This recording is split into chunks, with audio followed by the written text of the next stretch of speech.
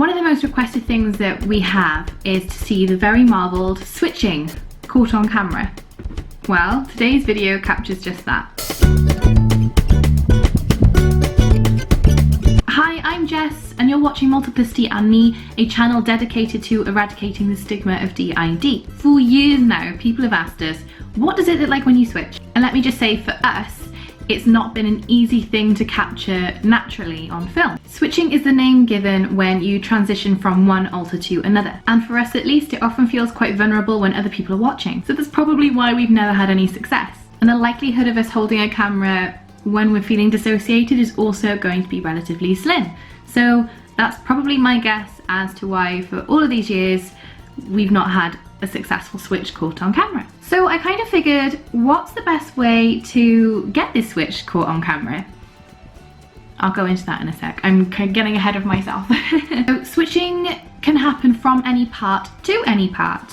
For example, from me as Jess to Ollie, or to Ollie to Ed, or Ed to Jamie, or Jamie to Jake, whatever the cycle. And switching, for us at least, can take seconds to minutes to even hours. They're really uncomfortable. The hours of long switching is very uncomfortable, but I'll go into that too.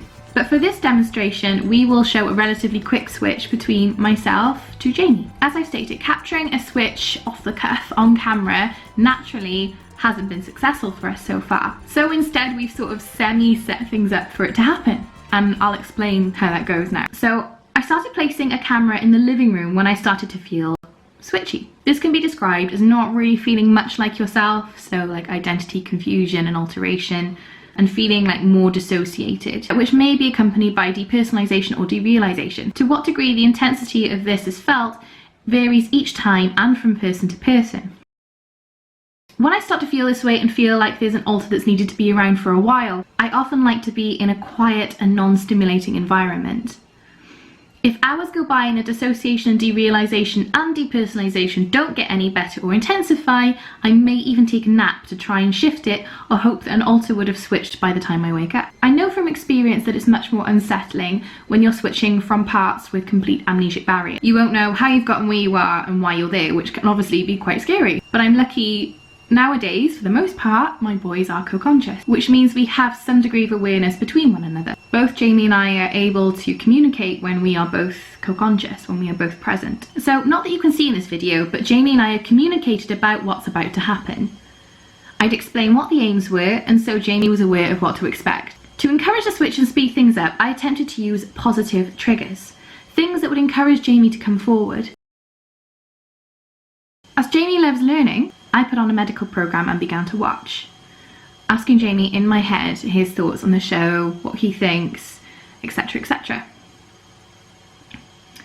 Eventually, you'll begin to see the mythical switch. Ready?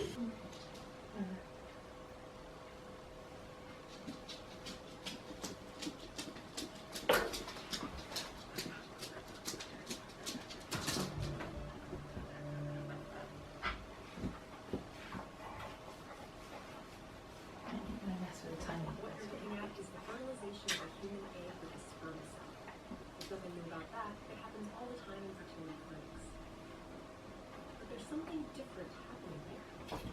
That needle is also delivering a tiny tool that will change the embryo's DNA.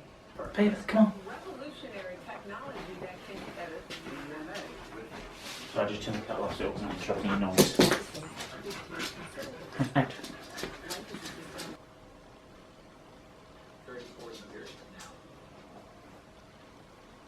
Piglets that might one day provide livers, hearts, and other organs for humans. Now they're actually making mosquitoes that are resistant to malaria. The woolly mammoth could be making a comeback. That last one might remind you of a certain sci-fi classic. Don't you see the danger in what you're doing here? Genetic power is the most awesome force the planet's ever seen. You wield it like There. Did you see it? Let's try again. awesome force the planet's ever seen. You wield it like a kid that finds his dad. Gaz? Are you putting the kettle on? Yeah, I'll put it on there for you. Oh, thanks. Let me guess. Not as exciting as you thought, not as noticeable maybe. As DID is a defense mechanism, for us, our switches are relatively unnoticeable. Unless you're very close to us and know exactly what you're looking for, it can be incredibly difficult to tell.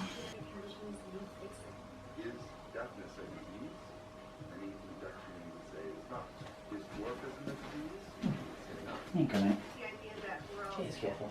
Careful. suffering, There you go. and I suffer from dwarfism. No, I don't live with dwarfism for 39 years.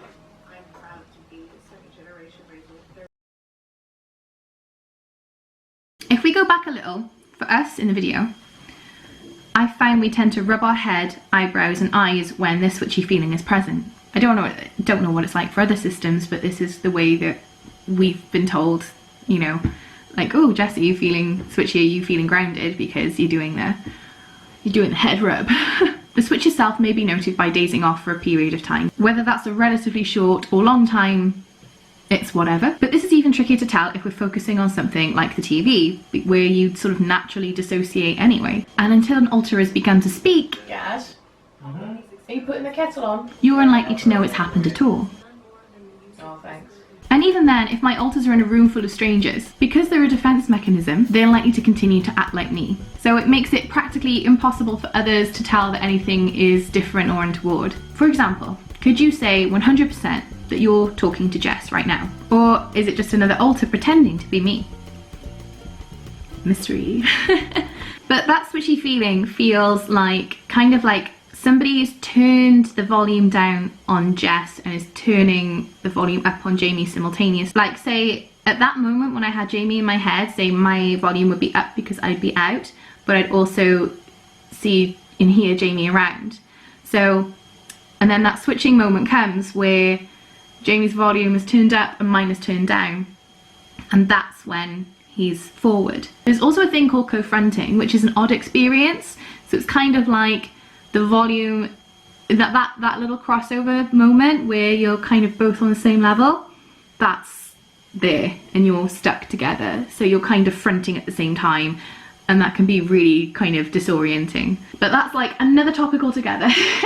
So we'll go into that later. I've known other systems as well that have like more overt switching, but for us, this is how it happens. You wouldn't know unless you knew what you were looking for, or the newly switched alter sort of made themselves known. Pretty uneventful, I know, but I hope it's answered some of your curiosities nonetheless. So what did you think? Was it as you expected or not? Leave your comments down below. I would love to hear your thoughts and your feedback. So like I said, this one is much more of an expert by experience kind of video. This is how we experience our switching. This is what it's like for us. That doesn't necessarily mean to say it's what it's like for all systems. I do have to sort of disclaimer that. Thanks for tuning into our channel and becoming more educated by watching. And remember, of course, that you can check out the experiences of other people with dissociative disorders by going to our Multiplicity and Us playlist. I'll also link that in the bottom, which you can find on our channel page. Okay, thank you everyone. I hope this has been educational and informative for you. And yeah, what video would you like to see next? Again, let us know, and we'll do our best to make it happen. Thank you so much for watching, everyone. You've been fantastic. And yeah, take care. Bye.